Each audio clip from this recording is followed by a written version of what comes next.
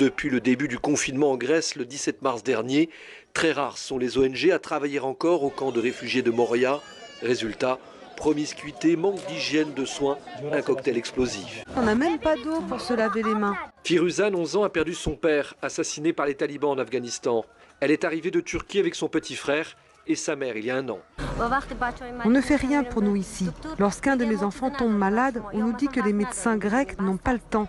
La Grèce, où se trouvera actuellement plus de 38 000 réfugiés, dispersés dans plusieurs camps, coincés par l'épidémie, abandonnés. 4 cas ont déjà été déclarés sur l'île de Lesbos, dont un décès.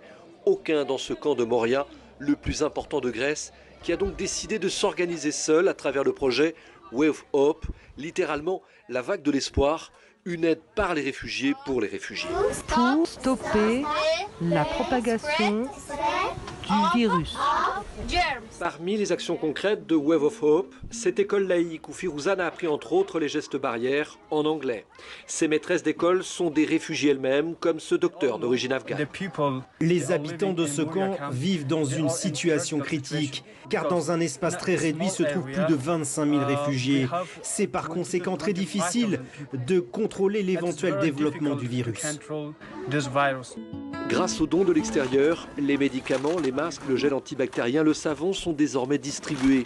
Le projet Wave of Hope a tout prévu, même les cerfs-volants interdits notamment par les talibans, pour faire voyager tous les enfants loin de ce camp qu'on surnomme aussi la prison à ciel ouvert.